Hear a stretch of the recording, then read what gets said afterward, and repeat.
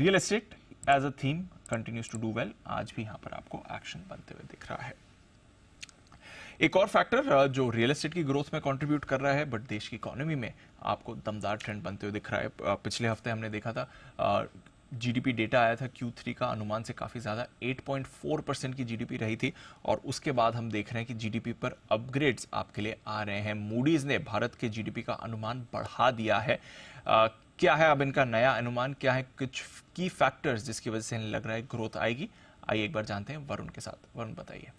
तो दीप, डेफिनेटली अगर हमारा देश इस तरह से ग्रो करेगा और सबके अनुमान को बीट करेगा तो जाहिर सी बात है मूडीज हो या कोई भी हो, इनको अपना अनुमान बढ़ाना ही था। और मूडीज ने अपना जो जीडीपी का अनुमान है कैलेंडर ईयर 2024 का 6.1% से बढ़ा के इसको 6.8% कर दिया है। इसके अलावा FY24 के लिए अगर आप देखेंगे तो 7.6% का अनुमान उनका जस का तस है और 2025 के लिए अगर आप देखेंगे तो इनका जो जीडीपी का फोरकास्ट है वो करीब 6.4% के आसपास का है। नो डाउट हाल ही में जो जीडीपी नंबर्स आए 8.4% के, उसके बाद इनका मूड जो है वो और सुधरा है और काफ़ी सारे फैक्टर्स हैं जिसकी वजह से इन्होंने यहाँ री रेटिंग की है भारत की जीडीपी की। सबसे पहले इनका कहना है कि मैन्युफैक्चरिंग एक्टिविटी जो है वो काफ़ी बेहतर है और कैपिटल स्पेंडिंग जो है वहाँ बेहतर होने का अनुमान ये लगा रहे हैं। शहरी खपत जो है वो लगातार सुधरते जा रही है। जनरल इन्फ्लेशन अगर आप देखेंगे तो उस जनरल इलेक्शन माफ़ कीजिएगा इलेक्शन अगर आप देखेंगे तो उसके बाद इंफ्रास्ट्रक्चर जो है उसके ऊपर सरकार का काफ़ी फोकस रहने वाला है।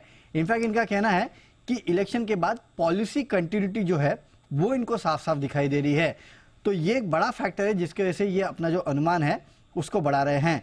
साथ ही साथ इनका कहना है कि सितंबर और दिसंबर में जिस तरह की इकोनॉमिक ग्रोथ देखने मिली थी उसी तरह की इकोनॉमिक ग्रोथ अगर आप देखेंगे तो मार्च क्वार्टर में भी देखने मिल रही है। तो ये भी एक अच्छी बात है। केपेक्स, प्राइवेट केपेक्स अगर आप देखेंगे तो थोड़ा लैग कर रहा था, लेकिन सरकार की जिस तरह की स्कीम्स है, खासकर जो PLI स्कीम्स है उसके चलते प्राइवेट केपेक्स जो है उसमें बढ़ोतरी का ये अनुमान लगा रहे हैं और इसके लिए कहीं ना कहीं अपने इन्होंने जीडीपी के लक्ष्य बढ़ाए हैं।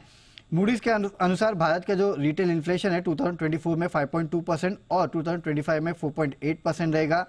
साथ ही साथ RBI जल्द कुछ ना कुछ ईज ऑफ कर सकता है, हालांकि इसको थोड़ा समय लगेगा, ये इनका कहना है। और एक बात इन्होंने की है कि भारत की इकोनॉमी जो है वो G20 देशों में जितनी इकोनॉमीज है उनमें सबसे ज़्यादा तेज़ी से बढ़ने वाली रह है और आगे भी रहने वाली है, ये इनका पूरा का पूरा उम्मीद है। तो ग्रोथ है, आगे ग्रोथ और अच्छी रहेगी और खासकर इलेक्शन पे इनका फोकस है। और सिर्फ इंडिया नहीं, काफ़ी सारे देशों में इलेक्शन है तो शायद उसका सबका सब इम्पैक्ट जो है आपको भारत की इकोनॉमी पे देखने मिलेगा, कुछ डायरेक्ट कुछ इनडायरेक्ट, ये इनका कहना है।